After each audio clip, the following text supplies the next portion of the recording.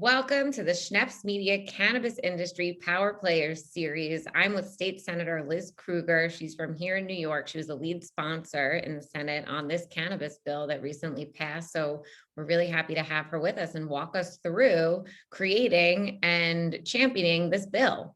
I am very proud of the bill we did pass in New York State, even though it took me and my co lead sponsor in the Assembly, Crystal People Stokes, 7 years to get the bill done. And even by Albany standards, that's a long time to work on a bill. But we ran into all kinds of issues along the way.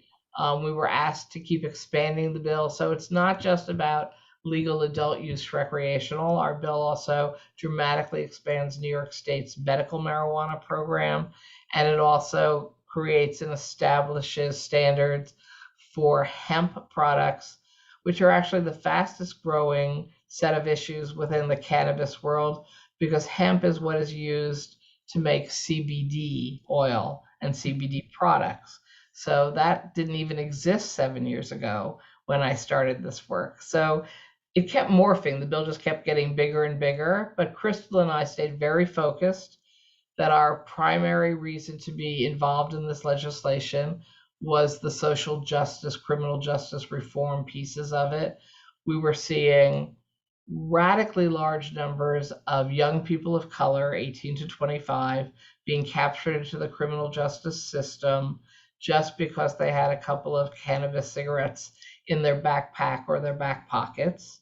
Mm-hmm. These young people, even though they didn't go to jail, they would end up with financial penalties, although they could see growing penalties based on how many times they get arrested. But we would see that they would not be eligible for certain kinds of college grants and scholarships because they've been caught with marijuana. We would see that they might not be able to remain living in their parents' home because their parents lived in government subsidized housing, which doesn't allow you if you have a criminal record with drugs. It meant that they couldn't apply for civil service jobs, which has been historically a direct path out of poverty for Black and brown people in the cities of the state of New York forever. And it was really mortifying to me when I looked at the data and saw that, frankly, young white kids, 18 to 25, were never getting busted for marijuana. Mm-hmm. And yet the data also showed that young white kids use marijuana at the exact same rate as Black and brown kids, but the police weren't arresting them, and their lives weren't being ruined because they had a couple of marijuana cigarettes.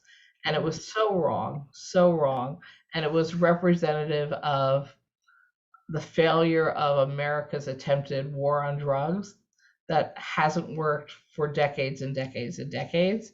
So Crystal and I just became very committed to getting marijuana fixed the right way. And we really think our bill does. Yep. And this came through, it passed in March 2021. And now we're going into this time where we're waiting on these rules and regulations. So a lot of industry people are hopeful that it'll happen this year. But you, as a seasoned senator, tell us realistically how long you think it'll take to get the rules and regulations in place. So once we got the bill passed, we did hit a bit of an impasse that delayed us. And that was that ex-Governor Cuomo, who was still in power, while he did sign the bill, he didn't like it. But we sort of forced his hand and got our bill done. Mm-hmm. So then he wouldn't approve the hiring of any people to run this new agency that we need to write regulations and go through the process and create licenses and. So then we had really a 4 or 5 month delay because he wouldn't move on anything. But then, as people probably know, his own created crises forced him out of office. Mm-hmm. And we have a new governor. And really, week 2 of her being the governor, she reached out and said, okay, apparently I've got to do some things on cannabis fast.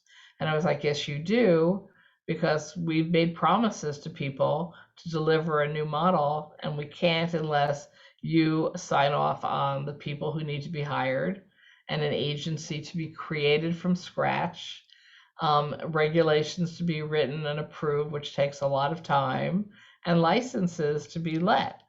And I'm really happy to say that Kathy Hochul has been a real partner to us in moving this through as fast as she can.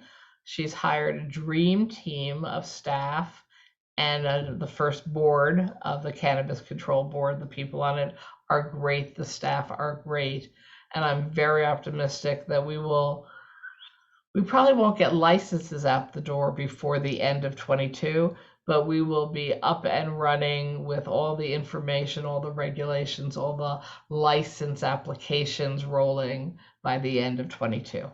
Okay. And industry starting in the beginning of 23.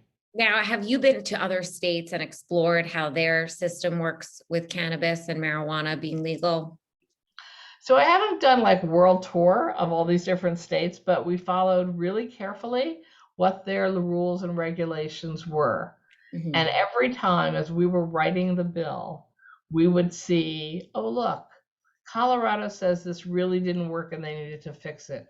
We'd take a look at our bill and go, oh, yeah, we'd run into the same problem. Let's fix it before it's a problem. And then when another state would go, oh, we did this and it's working really well, we would take a look and go, oh, that's working really well. Let's build that into our bill, which is why I think, thanks to the fact that we're later than many other states, we actually were able to draft a model bill that took the lessons learned, good and bad, from all the other states and built them into our own program. Well, it's very honorable. Thank you, Senator Liz Krueger, for championing this bill, and congratulations on being honored as one of our cannabis industry power players. Thank you so much.